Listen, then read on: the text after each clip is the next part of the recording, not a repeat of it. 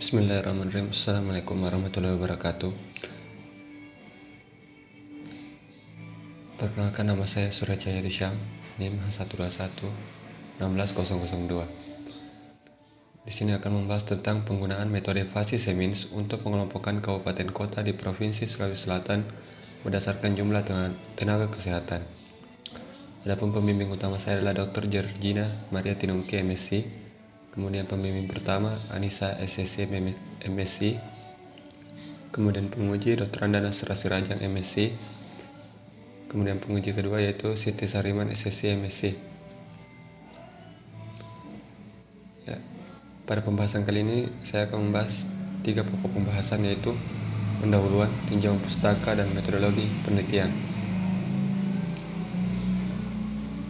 Ya, pada pendahuluan kita akan membahas 4 masalah, yaitu pembahasan yaitu latar belakang, rumusan masalah dan batasan masalah, serta tujuan penelitian.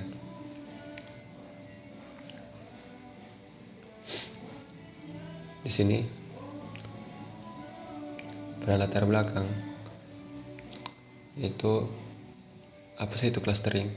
Kemudian clustering adalah proses pemisahan atau pemecahan serta segmentasi data ke dalam sejumlah kelompok atau cluster agar objek-objek yang tergabung dalam sebuah kelompok merupakan objek-objek yang mirip satu sama lain dan berbeda dengan objek dalam kelompok lainnya. Pada clustering itu terbagi menjadi 2, yaitu metode hierarki dan metode non-hierarki, di mana metode hierarki ini pada saat pertama itu tidak ditentukan jumlah klasternya, tetapi dia akan membentuk secara pohon dari yang paling terdekat menjadi yang paling terjauh atau sebaliknya. Sedangkan metode non-hierarki, kita menentukan berapa jumlah klaster yang akan kita bentuk pada penelitian atau pembahasan yang akan kita lakukan. Ya, salah satu metode non-hierarki yaitu adalah Fasi Semins, di mana Fasi Semins clustering merupakan suatu teknik pengklasteran data yang mana keberadaan tiap-tiap data dalam suatu klaster ditentukan oleh nilai keanggotaan. Teknik ini diperkenalkan oleh Dunn tahun 1973, kemudian Jim Besdek pada tahun 1981. Konsep dasar Fasi Semins clustering pertama kali adalah menentukan pusat klaster yang akan menandai lokasi rata-rata untuk tiap klaster. Pada kondisi awal, pusat klaster masih belum akurat. Tiap-tiap data yang memiliki derajat keanggotaan untuk tiap-tiap klaster. Dengan cara memperbaiki pusat klaster dan nilai keanggotaan tiap-tiap data secara berulang, maka akan dapat dilihat bahwa pusat klaster akan bergerak menuju lokasi yang tepat atau menuju ke klaster yang mana, atau lebih condong ke klaster yang mana. Selanjutnya, rumusan masalah. Rumusan masalah dalam penelitian ini adalah bagaimana karakteristik kabupaten kota di Sulawesi Selatan berdasarkan jumlah tenaga kesehatan. Kemudian yang kedua, bagaimana menentukan jumlah klaster optimum menggunakan Kalinski-Harabas Theory of Statistics. Kemudian yang ketiga, bagaimana hasil pengelompokan kabupaten kota di Sulawesi Selatan berdasarkan jumlah tenaga kesehatan menggunakan metode Fasi Semins. Kemudian tujuan penelitian, mendeskripsikan karakteristik kabupaten kota di Sulawesi Selatan berdasarkan jumlah tenaga kesehatan. Yang kedua, menentukan jumlah klaster optimum menggunakan Kalinski-Harabas Theory of Statistics. Kemudian yang ketiga, pengelompokan kabupaten kota di Sulawesi Selatan berdasarkan jumlah tenaga kesehatan menggunakan metode Fasi Semins. Adapun batasan masalah pada penelitian ini adalah membahas terkait jumlah tenaga kesehatan di Provinsi Sulawesi Selatan pada tahun 2019 dari website resmi Badan PPSDM Kesehatan Kementerian Kesehatan Republik Indonesia. Kemudian penelitian ini juga tidak serta-merta menjadi acuan tentang pemerataan jumlah tenaga kesehatan di Sulawesi Selatan, karena hal tersebut dipengaruhi beberapa faktor lain yang tidak menjadi variabel pada penelitian ini. Kemudian tinjauan pustaka. Di sini akan ada pembahasan sesuai statistik deskriptif, Fasi Semins clustering, Kalinski-Harabas Theory of Statistics, tenaga kesehatan, dan peta. Algoritma Fasi Semins. Pertama dilakukan adalah melakukan input data yang akan dikelompokkan berupa matriks berukuran N kali P. N yaitu jumlah sampel data dan P adalah variabel setiap data. Kemudian menentukan jumlah klaster, pangkat pembobot, maksimum iterasi, error terkecil yang diharapkan, dan fungsi objektif awal. Setelah itu kita membangkitkan bilangan random UIK.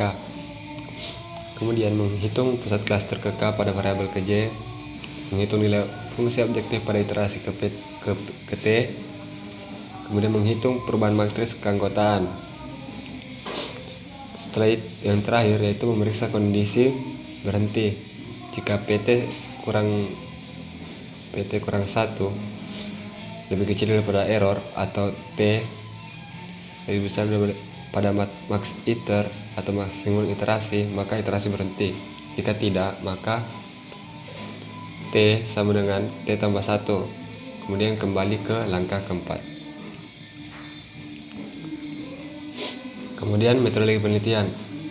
Pada metode penelitian ini kita membahas tentang jenis dan sumber data, variabel penelitian, struktur data, variabel, langkah-langkah analisis, dan flowchart.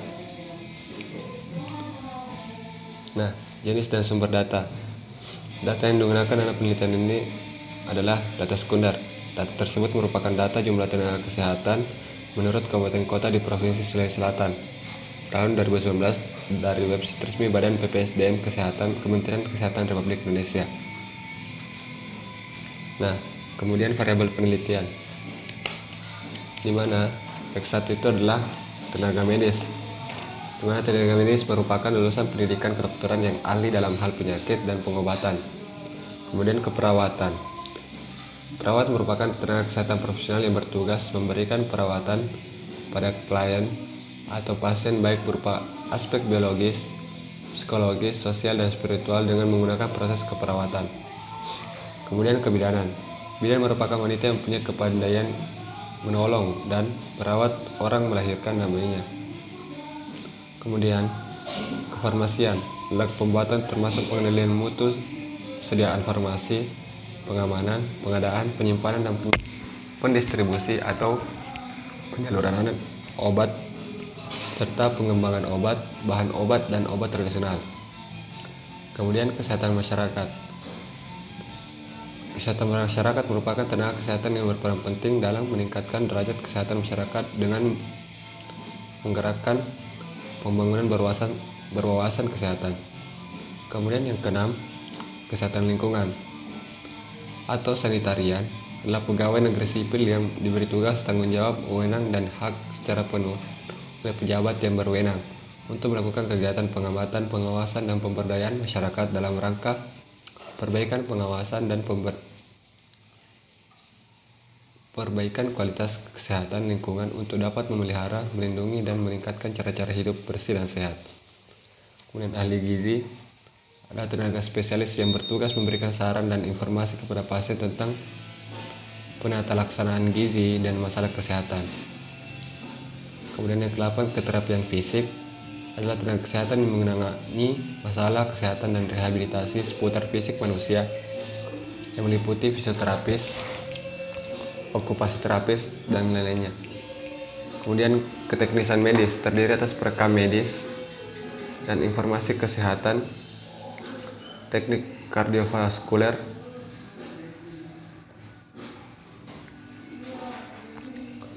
keteknisan medis terdiri atas perekam medis dan informasi kesehatan, teknik kardiovaskuler, teknik pelayanan darah, dan lain-lainnya. Kemudian teknik biomedika adalah ilmu yang mempelajari prinsip rekayasa yang diaplikasikan pada biologi dan kedokteran untuk tujuan pelayanan kesehatan.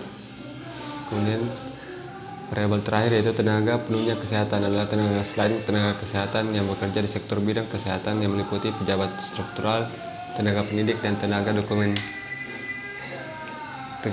dukungan manajemen. Kemudian struktur data dapat dilihat bahwa data adalah jumlah sampel data atau kabupaten kota. Kemudian variabelnya adalah J.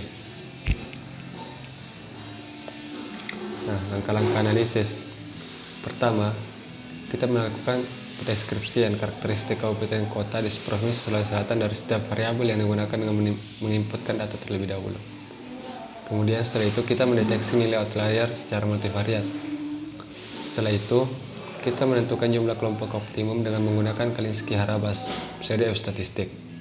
Nah, setelah kita melakukan mengetahui jumlah kelompok yang optimum yang akan digunakan, maka kita melakukan pengelompokan kabupaten kota di Provinsi Sulawesi Selatan berdasarkan jumlah tenaga kesehatan dengan menggunakan metode fase Semins. Setelah itu, lakukan pengujian sistem dengan menggunakan analisis klaster untuk melihat faktor apa yang mempengaruhi pembentukan klaster yang ada.